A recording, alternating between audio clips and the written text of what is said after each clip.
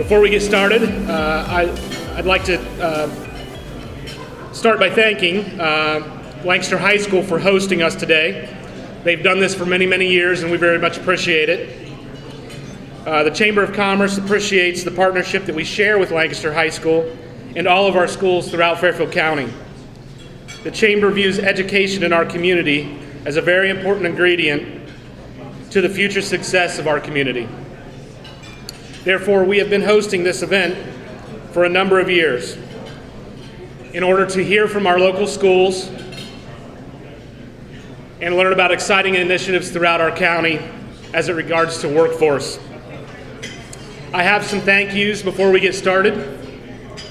I first of all want to thank our sponsors, which you see on our slides here and also in your program. Our sponsors help us make these programs happen and these events happen. So could we give them all a round of applause, please?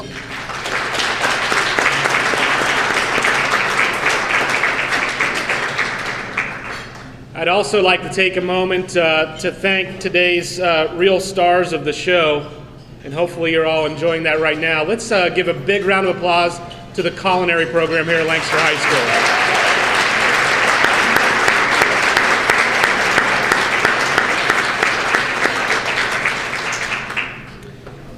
I'd like to take a moment to thank Nathan Hale and Leanne Haight and the staff here at Stanbery for preparing us for today's event. Thank you very much.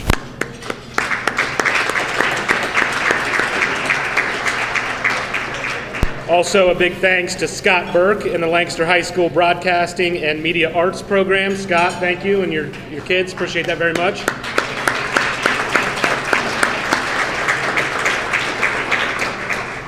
And finally, I'd like to take a moment to recognize the Chamber of Commerce team, Margie Donnell, Cheryl Barber, Logan Weaver, for all your hard work and dedication to this event and really all of our events throughout the year. So thank you very much to the Chamber team.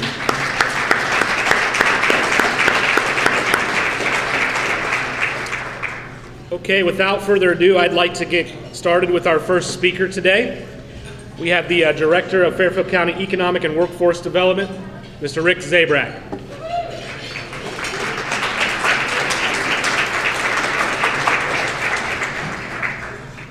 Thank you, Travis. And a round of applause for the Chamber of Commerce staff, by the way, for putting this event on and all the work that they do.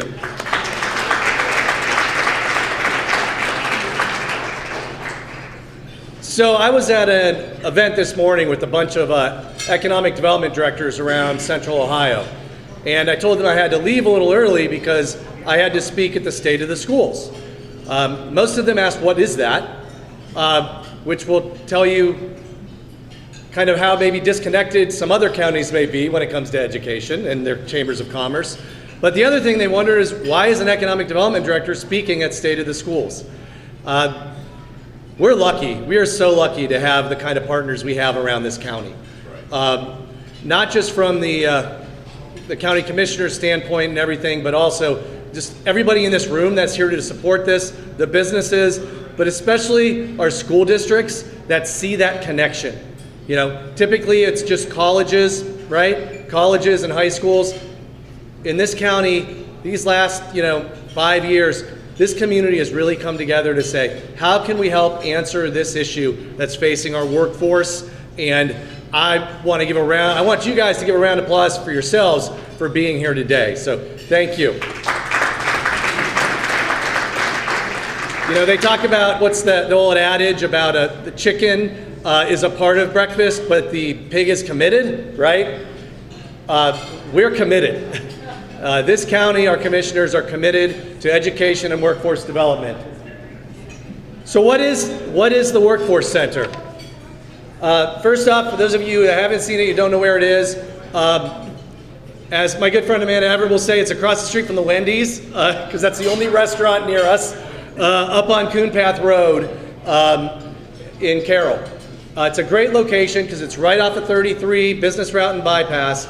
It's really in the center of the population centers of the county, so we can reach a lot of people. It's an old manufacturing building that's been converted. So, but it's more than just a building. When I look at the Workforce Center, I look at it as a hub that connects employers and job seekers. It provides space for local employers that are interested in developing their employees and future employees. It's a training facility for people wanting to enhance skills to further their careers, and it provides short-term training that can lead to long-term careers and degrees. It's trying to give that answer for how many of those students or kids that don't know exactly what they want to do. So they're kind of forced into something, right? They're forced into, this is what I think I should do, so I'm going to do it. For those of you that have kids, that's not really a good plan for kids. If they don't want to do something, it's kind of hard to force them to. You can, like, watch me try to get my 5-year-old to eat anything every night, and you will see that. So, when we started this, we looked at what are the problems we're trying to solve. Number one, how many employers here have more than enough applicants on a regular basis? Right? All right, how many employees here need people? How many businesses here are looking for people, right? And yeah, by the way, the schools, you can raise your hands too, right? Because we're all struggling with this. There's not enough training options that lead to local careers. You know, we work with our Ohio Means Job Center. And one of the things that our Ohio Means Job Center can do is we can help find training and pay for training for people. So picture this. You're a single parent, you've just lost your job, and you decide, I want to go into a career in nursing. And you sit down and we say to you, great, you can drive to Franklin County while you're working and you have a child that you're taking care of. That makes it a little difficult, right? So we made sure that we have a workforce center here that's going to help get people trained quickly into a career with an option to go further down and get more education. Another thing is, when the economy's good, what happens with adult training programs and regional campuses? Dean Tudor will tell you, across the board, enrollment is down at regional campuses everywhere because people can go get a job for $27 an hour right now working at Amazon or someplace like that. So there's just not as much interest in going to some of these education providers. Well, this gives an opportunity to take students that maybe weren't going to go to a 4-year college or even a 2-year college, get them introduced to this learning environment, and then hopefully they'll enroll and continue their education. And then finally, or two last things, high school graduation requirements changed.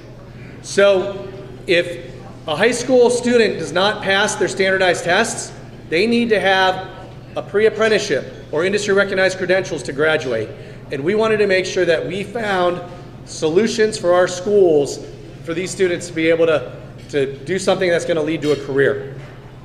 And then finally, the college or bust mentality that we've been feeding students for years, feeding our kids for years, right?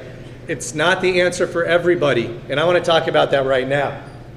So I'm gonna make everybody do lots of round of applause here, by the way, because I'm really proud of what we're doing here across the county. 94% of our high school students graduate. That is the best in the region. So we are doing something right? But out of those high school graduates, 60% go to college. So right off the bat, that's 40%, 40 out of 100 that don't go to college. Yet that's what we keep telling them. College is the answer. And it's not the answer for everybody, and not necessarily not the answer right now for everybody. So as we look at this, that's 40 out of the 100 now that said, I'm not going to college. By the way, that 60% is higher than the state average. All of these numbers are higher than the state average, so I just want to keep that in context. 36% of our students that go to college don't graduate college. So they went, they incurred this college debt, and they didn't get a degree. You know, not necessarily the best path. So one of the things that we want to make sure we're doing is make sure you're sending the right students to college right now. And then, so at the end, when it comes down to it, only 38% of our high school graduates receive a 2-year degree or more. So that means you're looking at, more than 6 of every 10 students. That traditional path that we tell everybody this is the way you should go isn't necessarily the path for them. So I want you guys to think about this, in the room here. So I'm gonna make you raise your hand, don't drop a shrimp if you do. By the way, shrimp for lunch, this is awesome. Wow, I wasn't going to eat, and then I saw that, and I was like, okay. But then I don't eat before I speak because inevitably I have food on me, and people will make comments. So think about what your career path was. So I want you to raise your hand and keep it up until you fall off this list here. So how many of you enrolled in college right after high school? Wow, that's a good number. How many of you graduated the college you went to? And now, get ready to drop some. Some people are hesitating. Those are some good college years if you don't remember whether you graduated the college you went to start with. How many of you are in a career that you majored in? Well, somebody dropped a tray back there. They're like, not me. So we're down to less than half, right? All right. Angela Kryle's not sure. She's like, maybe I am, I'm not. Does this count? It doesn't count. Just drop your hand. Okay, so think about that. Look around. Probably less than half, right, are doing what they thought they were going to do, the traditional path that we tell everybody that they need to do. So think about that when you talk to your kids, when you talk to, to anybody. These paths are different. They're very different, and we need to make sure that we tell our kids and our students that that's okay. We talk to high school students constantly that think, I have to go to college or else. And what we say is, listen, you'll be set up for future success the more education you get no matter what. But it doesn't mean you have to do it right now. So we started the Workforce Center to help answer that. So what we did was we identified a building that, with a little love, could become a training center. It used to be a developmental disabilities building. They did such a great job with it. But over the years, they didn't need all the space. So things piled up, and we needed to clean that out. We found higher education providers in OUL and Hocking College that were really excited about doing this. We created a committee with a lot of leaders, some of them in this room, to help make sure that we're doing the right things here. And one of the cool things, one of the things I'm most proud of is, as we look at how it's going, is how OU and Hocking College, they took a chance on this, and they were in the same neighborhood for 50 years, and let's not say, they weren't riding tandem bicycles down the street together. One day you're going to see Jared Tudor and Sean Terrell from Hocking College riding a tandem bicycle down Main Street. That's not the hill, that's dangerous, but maybe where it flattens out. To see them get along and try to work together on these things is amazing. And trying to figure out just how do we solve these problems, these workforce problems. We received $1.25 million from the state. We bought lots of cool equipment. And right now we have 171 individuals that are receiving some sort of training at the Workforce Center. That's way above of our belief. Thank you.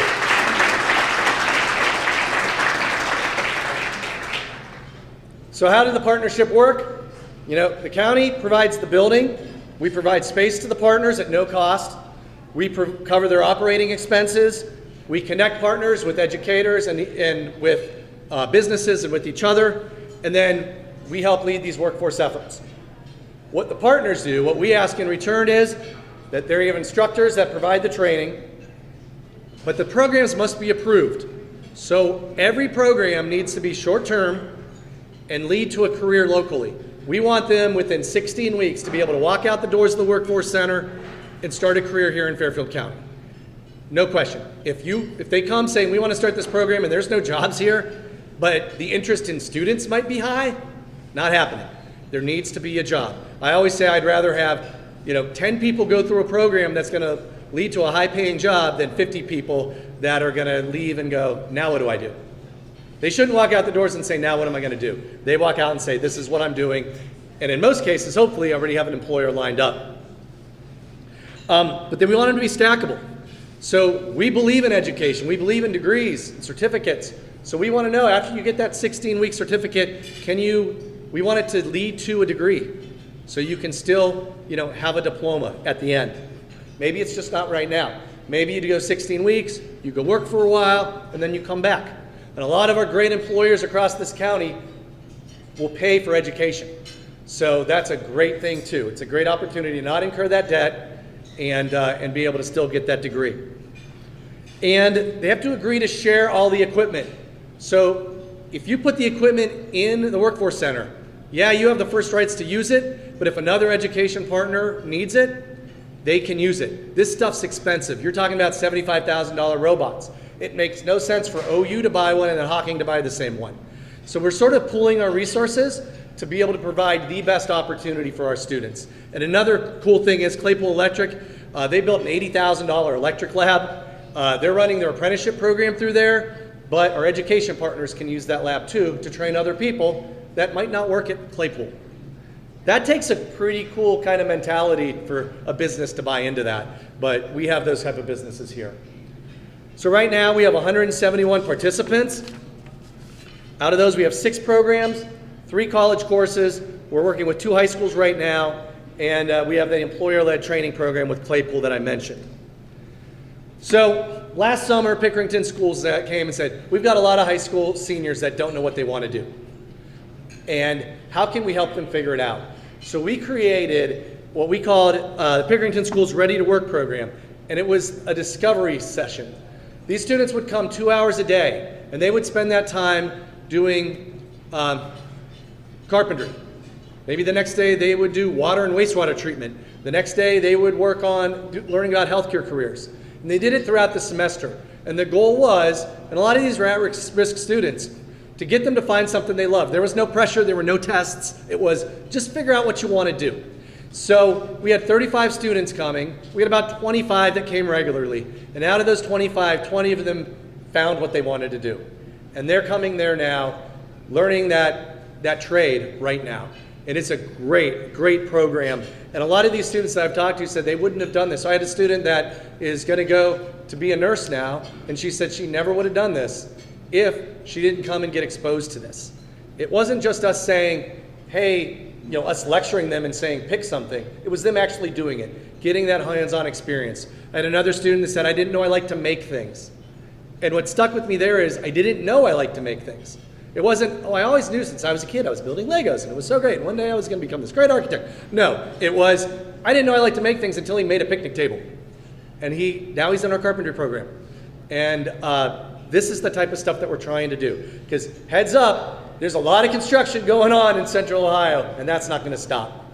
And that's why we're focused on construction careers. We're focused on manufacturing because there's great opportunities there, and on healthcare because, as our friends from FMC will tell you, we need more and more and more healthcare employees, and we need to keep driving folks into those careers.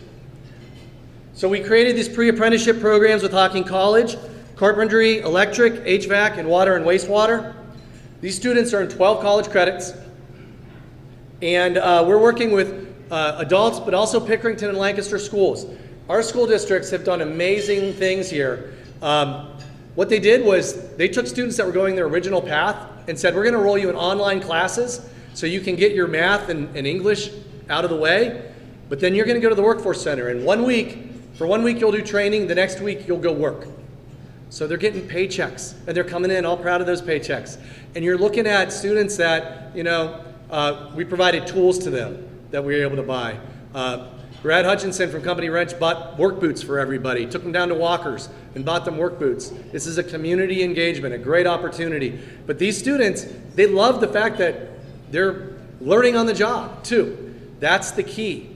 And these are students that either didn't choose career tech for some reason, or they were in Lancaster's career tech program, and they said, you know what? We want them to go get a job now. We're going to have them go work for Claypool Electric, and just great partnership, and we'll figure out other things we can do with our career tech students during those times. And before, it was, by the way, if you go out to ODE website, they're really focused on college. The schools are graded on how many students they send to college, but our schools are saying we want to see success no matter what. So they're willing to make all these changes and do all these things to get them ready. And 35 of the students were hired, by the way. So they have jobs where they can go work every other week. And some of the employers, the students were falling behind on some of their regular classwork. They said, you can go right ahead. You can come back to work after you catch up on your grades. So great for our employers too. We have an engineering tech program with OUL. Great partnership there, especially with all the advanced manufacturing that we're seeing in Central Ohio. We did a phlebotomy program. We launched that in like 6 weeks. We had 8 students come through that. Our friends at FMC are going to hire those students to get them some on-the-job experience. I let them draw blood from me. I was all in. I was the pig in that. I'm all in on that breakfast. I was fine. We trust it, and it's been a great program. We're looking at rolling out some more healthcare things. Another program that we do in all the schools is career readiness. We have 2 career navigators that work with students that aren't going to college to help them find local careers. Some of these students come to the Workforce Center. Others, they might have other jobs, but our goal is to get them work ready and get them a job. So we work with all of the schools. Friend John Parker, they've got a great career readiness program that they do. We actually don't need to go there very much because they've got it under control. They have gone all in on career readiness, and I'm just I'm so excited about what Byrne Union does. So what's next? I was just talking earlier about what can we do to get younger kids involved. We're going to have summer camps, week-long summer camps in construction, healthcare, and in robotics, focused on junior high students to get them excited. So hopefully they'll, go to Eastland Fairfield or do the career tech program, or maybe come to the Workforce Center one day. We're going to have ready to work and pre-apprenticeship programs this summer. We're going to, as long as everything gets approved, have a CDL program so we can find bus drivers for our schools. This fall, we're going to do Discovery Fridays that will open up to other schools. So these are students, once again, that didn't go career tech. Maybe they'll come and find something that they want to do. We'll have new manufacturing programming. And then we are working on investing, getting money to build a respiratory therapy lab, because those are much needed in healthcare. OU will be working with us on that. An engineering technology lab. OUL is going to move their whole lab to the Workforce Center and build a whole manufacturing footprint that's going to look really cool. Between our engineering tech lab, between the one up in Eastland, 33 is going to become a training corridor, which is really nice when you've got things like Intel coming to Central Ohio. And then part of that will be welding. We have a lot of students asking for welding, so there will be a welding lab incorporated into that. We might have some welding program as part of that. We're going to have an open house the night of May 4th. I think we may have flyers. Do we have flyers out for everybody? Yeah. So we'll get those passed out to you guys as you leave. We'll make sure you do that. May 4th. So come to that night, learn more about it. Thank you. Thanks to the county commissioners and Administrator Cordell. They are all in on this workforce stuff, and it is great to see. So thank you.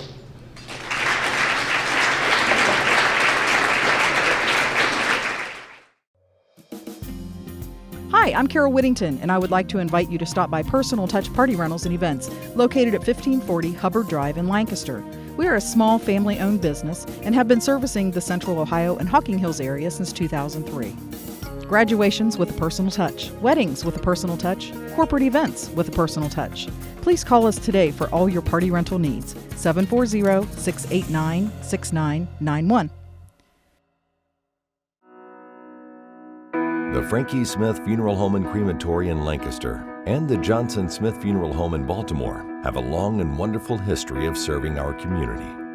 Feel free to give us a call at 740-653-0652. Stop in and see us at either of our 2 locations, 405 North Columbus Street in Lancaster and 207 South Main Street in Baltimore. Respect for tradition, regard for change.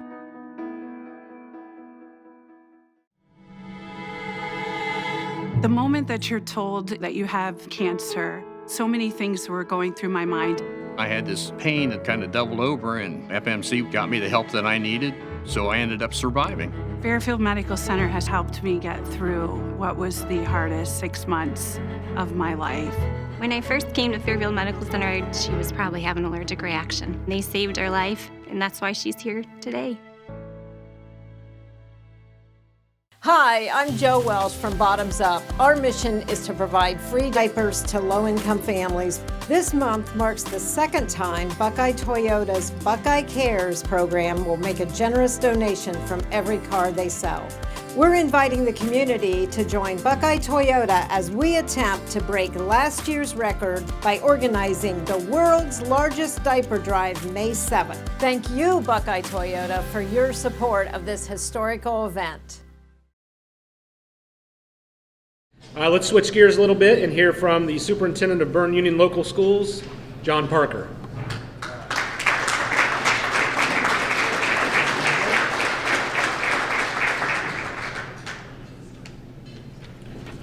Well, first of all, thanks for having me. When I got the invite, I happened to notice it was April 1st. And being from Berne Union, we're pretty smart about things, and I thought, I don't know what kind of prank's being pulled on me. And of course, my fellow alumnus, Nathan Hale, who's also a Berne Union graduate, if you didn't know that, I thought if Nathan was speaking, we'll probably be okay. But of course, when Nathan and I were in high school together, we might have been the ones pulling the pranks on the teachers and our classmates. So I'm glad to see I don't see any buckets or anything. I was a little concerned with all the security I saw when I walked in. Obviously, Nathan knows me well. The chamber singers, wow, phenomenal. I'd heard great things about him my first time ever to hear him, saying he does a great job with that group. And I'm like Rick, I usually don't like to eat when I speak, but the food, wow, I had the pork, unbelievable, great job. And then the color guard, that's always a neat thing. It's always great to see the pride that our students take in what they do. Not only here at Lancaster, but across the county. It's really neat when we give them opportunities to shine. And they're the future of our county, and we've got a great county. Thanks again for having me today to share a little bit about Berne Union. I'm going to tell you a little bit about our school, and then I'm going to tell you about our building project we've got going on.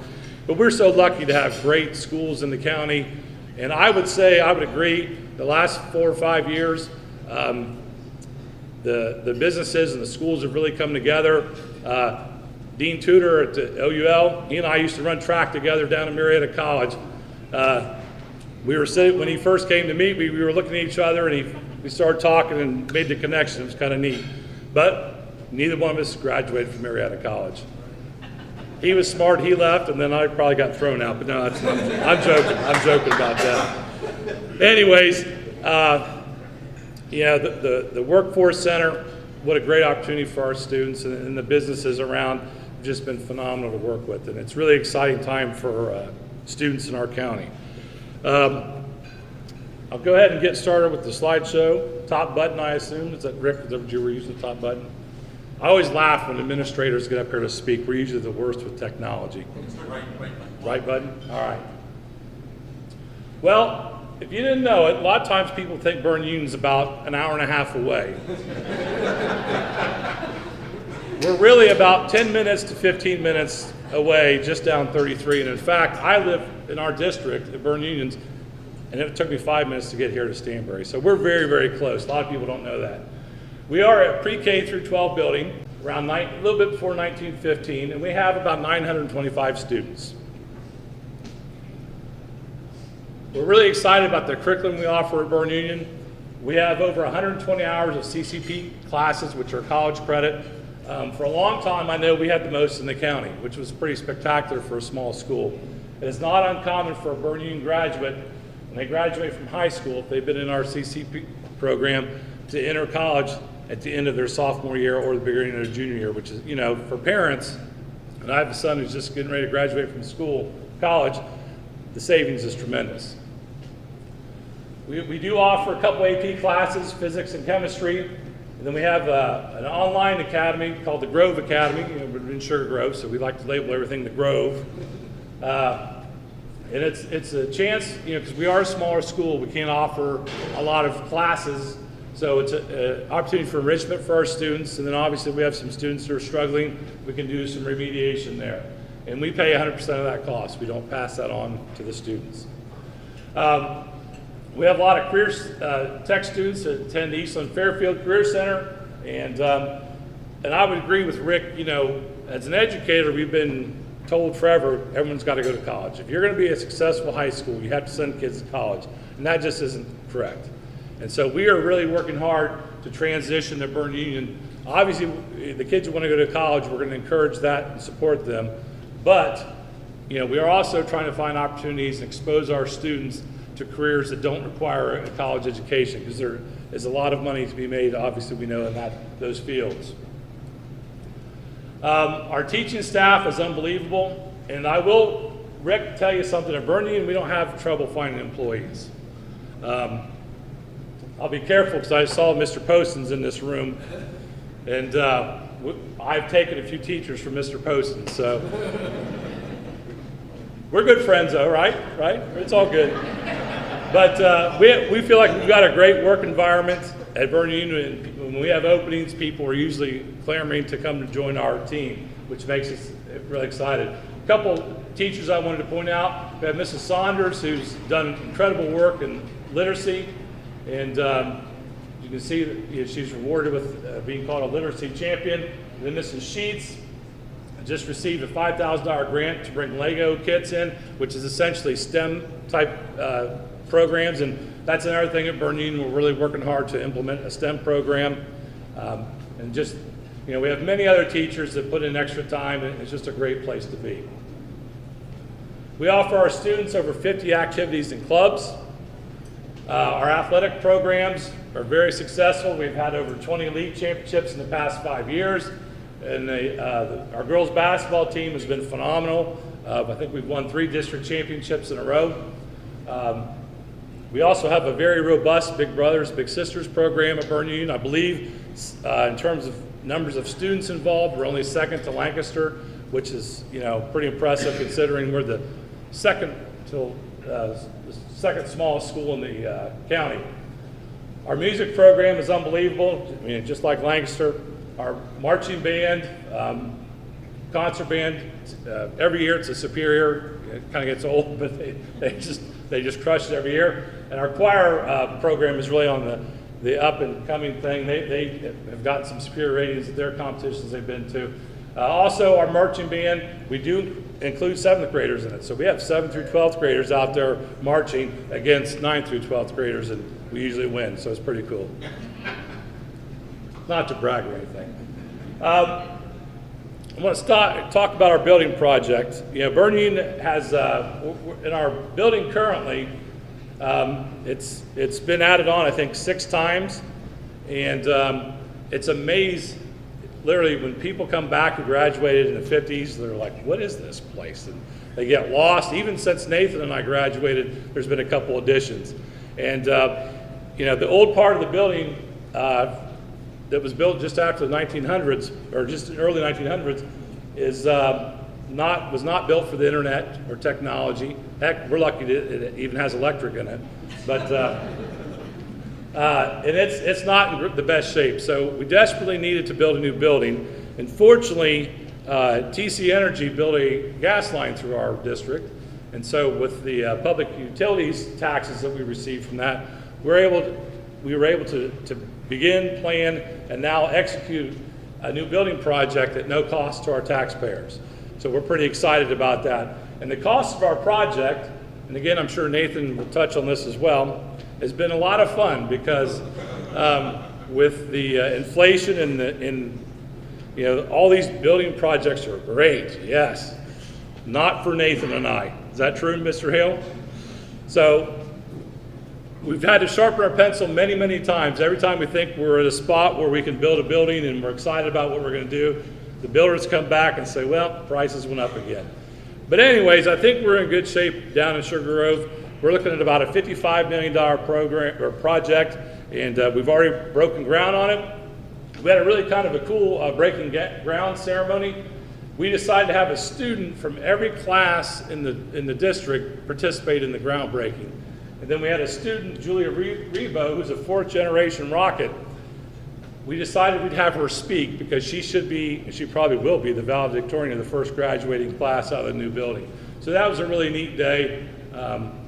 You know, even made Tony Shore the architect for our building and Lancaster's building prior, so that was pretty cool. This is a rendering of the front of our new building, and a big change from what we have now. And I may need some protection when we start tearing down the old part of our building, because I've taken a little bit of grief about, you know, not saving history, but it's got to go. And as a Vernon Union graduate, I think I could say that safely. Well, maybe not, I don't know. Anyways, this will be the front of our building. What you're looking at closest to me is the elementary entrance. The district office will be in the middle, and the high school will be on the other side. Currently at Bern Union, our elementary and our high school students do intermingle throughout the day, which is neat for some people, not so neat for others. I mean, there's always some concerns when you have high school kids and elementary kids mixing, there could be problems, but fortunately we haven't had any of those issues, but this will allow us to separate the two different schools out. This is our floor plan. Again, you have a preschool wing here, kindergarten, elementary, then the junior high and high schools on that side, district office, and we'll have an auditorium, 2 gyms, and then our eating areas. This will be our high school gym. This is just a rough rendering. We'll have over 1,200 seats in our gym. We feel like we have a really nice gym now, and this one will even be nicer. Our auditorium, most schools our size do not have auditoriums. This will be a 550-seat auditorium to highlight our music programs and also our theater program. So we're really excited about this. And you really can't see it too well in the picture, but right here, this will all be a brick facade, and then this says Sugar Grove School, which we're taking a part of the old part of the building and integrating it into the auditorium. So that'll be kind of a neat touch. It's just a lunchroom. I know lunchrooms are exciting, but we think it's exciting. Then I have a little video that'll show you the project and the contour or the surrounding area is not Sugar Grove. It looks like it's out in the middle of Kansas, so just ignore that part of it.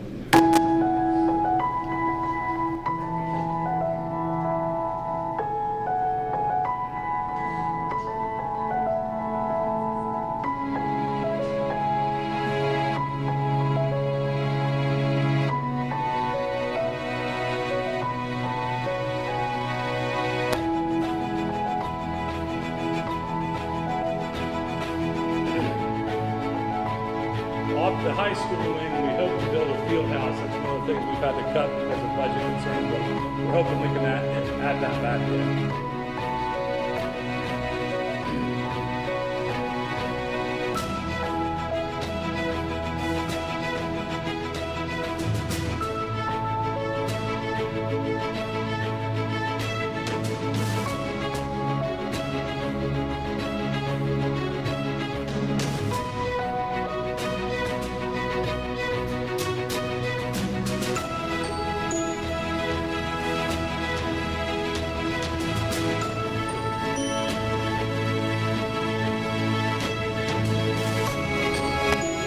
Off the back of the building, we'll have a baseball diamond and our band practice field in the back there as well.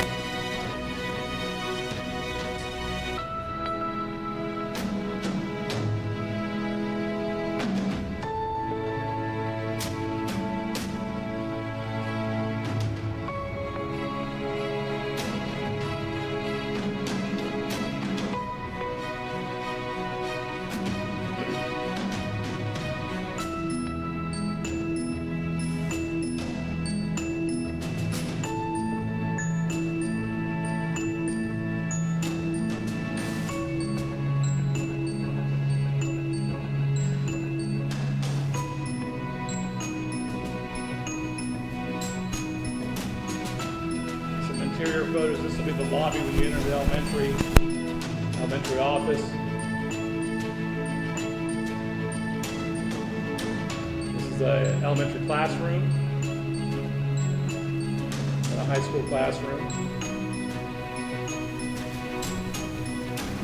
Our high school media center, and that's been really interesting to design because those have changed so much from the big grandiose libraries now to much smaller, more efficient spaces.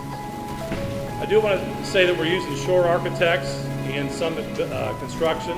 It's the same group that Lancashire has used with great luck, and that's a big reason why we went with them as well, and we're very happy with them so far. I want to thank you. I am a little disappointed. I had some slides of Nathan in here from high school that got cut, obviously, so I apologize for that. Pardon me, Nathan? I figured. I wasn't happy when I had to submit this, but that's the way it goes. And then I just have one small request from the chamber. I understand that Barrios is closing. Is that correct? How can we let that happen? Let's get to work on that. Let's get that. Come on, let's make that happen. All right. All right. All right. Hey, thank you so much for having me.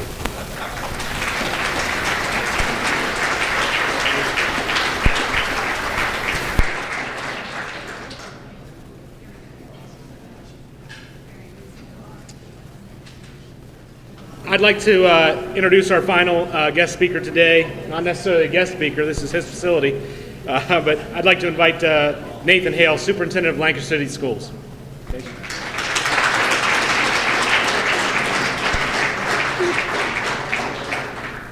Thank you very much. I appreciate the opportunity. Anytime I can have a microphone and have the opportunity to brag about Lancaster City Schools, I'll take it. John, John and I went to school, and I always tell people that, given my current job, I bleed blue and gold, but I've got a little bit of Rocket pride on top. And one of the highlights of this year was actually going to the Lancaster Band Invitational in the fall and being able to hand that championship trophy to the Burton Union Rocket Marching Band. That was very special. First of all, some thank yous. What an event that the Chamber of Commerce puts on every year. Travis, Margie, Cheryl, Logan, thank you so much for organizing this and giving us an opportunity to show off what we do every day. A lot of people don't understand always what happens in schools, so we appreciate that. Special thanks to Leanne Haight. Leanne, as you all know, runs this district.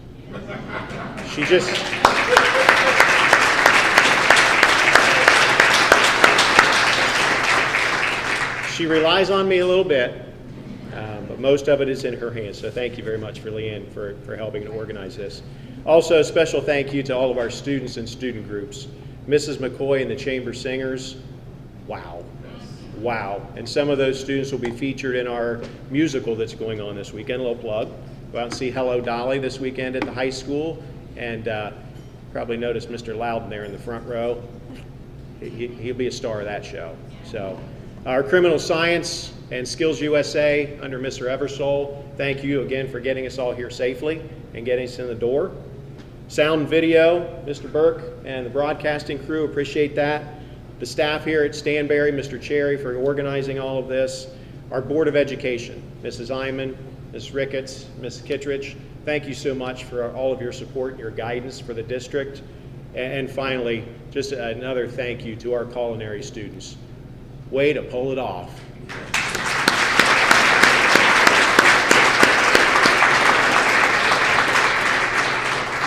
I told him the better the food is, the less pressure there is on my speech. Now, traditionally, when we come to a state of the event, you're going to see lots of statistics and numbers and data, but I wanted to tell a story today. I wanted to tell you a little bit about who we are in Lancaster City Schools and why we do what we do. And over the past couple of years, we've been working on a process called a Portrait of a Graduate. A couple of years ago, we started having conversations here in the district about our mission statement, place to be for learning, caring, and succeeding. We started to ask the question, what does that look like? And what does that look like with our students? So we came up with a few basic commitments that we could all agree upon. We needed to teach kids to be nice to each other. We should teach our students grit so they can stick to it when it gets tough. We should give our students realistic examples so they understand what we're teaching and why they need to learn that. And you're starting to see the connections with the business community. And finally, we should act like professionals so that our students see how professionals act. So in summary, we wanted to give our students the knowledge, the ability, and the confidence to do anything that they want to do when they graduate.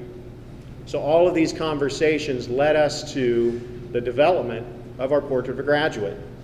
It's been a work in progress for multiple years, had lots of groups involved, including many, many student groups. So what is a Portrait of a Graduate? When you walked in the door, you may have noticed the big poster on the wall. We did not want it to be just a poster on the wall. We want to be able to provide clarity to everyone within our district about what a Lancaster City Schools graduate should know and be able to do. We wanted our staff to recognize how they contributed to this process and the impact that they have on our students. Every single employee has an impact. A couple of weeks ago, I was in one of our elementary buildings and sitting there with a couple of teachers, and a first grader walked into the building and looked at our tech associate, and she said, "Mrs. Wells, I get to see you today." I didn't care what she was teaching that day. She was having an impact on that student. She was excited because she got to see Mrs. Wells. And that's what we do for our kids every day. We wanted our students to leave Lancaster High School with a solid plan in place to be enrolled, enlisted, or employed. Those are the three key areas for our kids. So our Portrait of a Graduate, it focuses on our mission statement, our learning, caring, succeeding. We want our kids to be able to work in any situation, independently and collaboratively. We want them to be critical thinkers, be creative, problem solvers. That's what you, our business community, has asked us to do. We want them to be successful on the Ohio Core Standards, those state tests that they're taking right now. We want them to show what they know. We want our kids to be caring. We want them to have those social emotional skills, not only for themselves, but for others. We want them to be confident so that they can be successful in any situation that they would encounter during and after school. The last statement on this section came from our students. They wanted to have pride in our community, to give back or pay forward. So excited about that piece coming from our kids, and you got to witness some of that today. We wanted our students to be good communicators, clarity of their thoughts. We wanted them to be leaders and be role models for others. We wanted them to have a strong work ethic and that grit. We want them to be Lancaster tough. So we believe if we do all of these things, our kids can be prepared to do anything and be successful anywhere. Now, typically when you think about a graduate, you think about high school. But I wanted to show you how some of our elementary staff has bought into the Portrait of a Graduate. These are displays that two of our elementary teachers have set up in their buildings. Sarah Rarick over at Tarhee Trails and Samantha Brown over at Gorsuch West. They've created these interactive hallways with mirrors and uniforms and pictures and resources so that students can actually see themselves and see the opportunities that they have in front of them. These teachers have been connecting with our high school, our career tech departments, and they've been getting information, resources, and even some visitors from our high school to come down and talk to our elementary kids so they can see what's out there in front of them. I also wanted to show off a finished product of Lancaster City Schools. And so I have a very special guest with me today. My guest of honor is Miss Emily Doe. Emily is the daughter of Brenda and Locke Doe, and you heard her beautiful voice already once today in the Chamber Singers. Just want to share a little bit about Emily and how she fits this Portrait of a Graduate. She's a senior. She's been accepted to Wittenberg University with a substantial scholarship, and she will study education. She takes honors courses and a member of the National Honor Society. She volunteers at the Humane Society, participates in trash cleanup around the high school and on the bike path. She's a member of the GSA and the inclusivity team, and she cares about those students who feel marginalized. She's also a member of the Key Club, where she has the opportunity to serve the community in many different ways. She's very skilled at managing her time, variety of obligations. She's an athlete, participating in track and soccer. She's in the choir and has been in the band. She's a member of the French Club, Latin Club, Ecology Club, and Prom Committee. She worked as a manager at Tim Hortons, now works as a hostess at Olive Garden. She demonstrates her leadership skills as Vice President of Student Council and as a member of the Leadership Board at Lancaster High School. This is a direct quote from Mrs. McCoy, our Chamber Director. I have Emily in several classes this year, choir, piano, and guitar.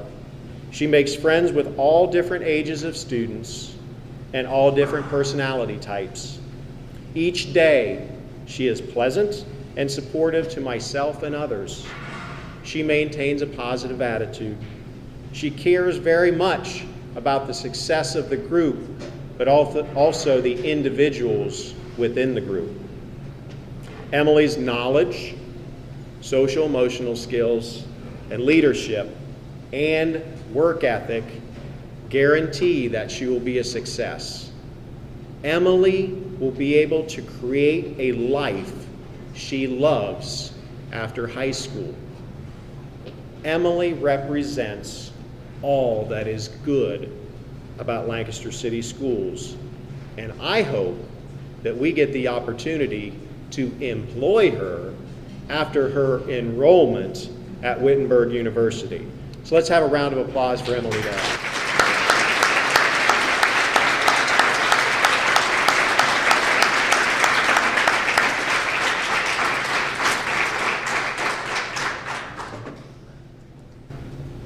I love to brag about our kids.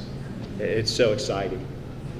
We've reached the end, or potentially the beginning, of one long journey, and I will talk about the high school in just a few minutes. But the latest addition to our district became necessary as part of the high school project. Because of the new location of our baseball and softball fields, which you've driven down Fair Avenue at the old Thomas Ewing, we had to find space for our transportation, maintenance, and custodial departments. After several years of searching, right, Jerry? Several years of searching, we found an amazing location. Recently, we purchased the South Central Power Complex at the corner of 188 and Coon Path Road. We'll be able to move all of our departments out to that new location, along with the bonus of having this office space where we'll be able to take our central office staff. Once Stanbery was slotted to close, we had to find a home. We had a bonus, we've already found one. Estimated construction costs to build this a few years ago, back in 2018, approximately $8.5 million. As Mr. Parker alluded to earlier, to try to build this today would be well over $10 million. And so the savings in purchasing this property for much less than that is going to allow us to put more dollars, which we need, toward our Lancaster High School project. So as you can see from the photos, we'll have our office complex, our transportation and maintenance areas out in here, and plenty of room. We're finally going to be able to get the buses away from the mall, if you've seen those out there. Looks kind of interesting when you come into the town and you see all the school buses at the mall. It looks like a big field trip happening. But we'll be able to have all of them out here within a fence so that they're controlled. And as a bonus, we're going to get great cell coverage. We have a T-Mobile tower right on the property. It's going to produce some income for us as well. So an amazing property and something that we're very pleased that we're able to work with South Central Power and make this happen. This will be something that will happen through the rest of the year. Not something that's going to happen overnight, a long process to take care of all of this. But what's next? You've all been hearing about it. You've all seen pictures. Mr. Parker and I are working on these building projects at the same time. The new Lancaster High School is finally going to happen. You've started to see some of the ground in making that happen up there north of the property. This will be the front entrance to our new high school. Estimated construction cost on our facility, about $132 million. Current size of the building, just over 367,000 square feet. Construction is going to begin sometime this summer after our baseball, softball seasons end, which we hope will be very late in the season. Seeing both of them play already this year, I think they're going to be playing into late May and possibly June, crossing our fingers there, and to be completed sometime in 2025. So this is the front entrance. Front entrance of the building, for those of you familiar with the high school property, the front door is going to be about where the scoreboard is on the field hockey field. A couple of shots around the building from the southeast corner, moving north towards Ohio University Lancaster. From the southwest corner as you're coming down kind of the Arbor Valley Drive area. And then from the northeast side, and this will primarily be our Career Tech entrance up on the north side with some additional parking up there. As Mr. Parker talked about the layout of their building, our building, the west side, is primarily the academic wing with our Career Tech centered back here in the back. On the east side of the building, we have our vocal instrumental section, our auditorium, stage area, student dining, auxiliary gym, competition gym, and our field house with our administration up front. This main hallway, about 200 yards long and about 30 feet wide. And we'll have some interior pictures here in just a few minutes. Coming in the front door, looks very similar to what we saw at Burn Union. Same architect, same construction company, go figure. So this is the coming in the front door looking at the reception area. And this is from the reception area looking out to the rotunda area as you come in the building. The main hallway that I talked about, again, this is from the south end looking up towards the north side with our, again, 200 yards long, about 20 feet wide here and another 10 feet wide on the other side of the columns. Same view looking north to south, auditorium entrance, cafeteria, gymnasium space down there, open area up above. It's going to be a beautiful facility walking down this main corridor. Northwest entrance, we're going to have a separate entrance as we do now for our cosmetology lab and our culinary arts. So they will come into the lobby area. So as you know, I don't need any more, but those of you that need nice haircuts and so forth, you'll be able to come in and join the cosmetology. Our field house. Currently, we do not have field house space. This will have 3 competition gyms that will be used primarily during the day for physical education, and then the rest of the evening and on weekends for all of our athletic teams, something that is desperately needed at Lancaster High School. Our auditorium, as John said, most high schools do not have an auditorium that looks this nice. Our auditorium will seat approximately 800. This is the view from the stage out with our orchestra pit down in the front, sound booth towards the back, and the 2 entrances there. It's going to be a beautiful facility. State-of-the-art sound, state-of-the-art lighting, and not only for Lancaster City Schools, but a great resource for our community as well. A view from the back of the house to the stage.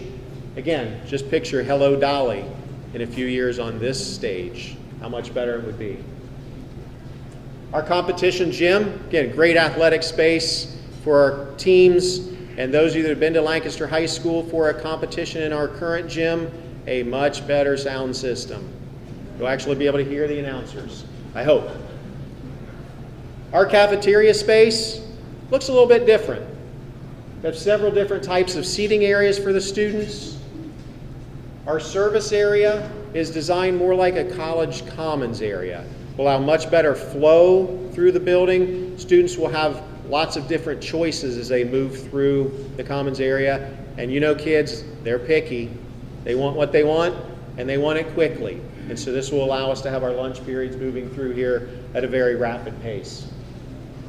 Our media center, again, this is the rotunda area that you see at the front of the high school, designed for both individual, group, collaborative learning areas.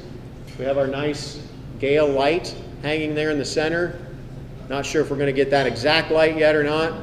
Probably depends on that. Jerry's shaking his head no. Dollars aren't adding up yet, okay? But if we get something like that, that would be a beautiful space for kids to come and learn and read and just spend some time outside of class. Centered around the circulation area in that space. And so again, just a beautiful facility that we're going to have up at Granville Pike. It even looks good when the sun goes down. Okay. So thank you so much for being able to share all of the great things that are happening here in Lancaster City Schools. Again, thank you to Travis and the Chamber for putting this event on, and we appreciate all of you coming.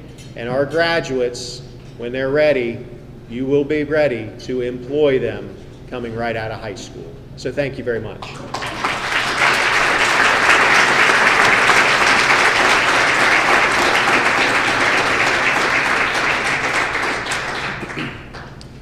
Nathan wrapped up just as I took a big bite of my ice cream there, so I almost caught myself in trouble there.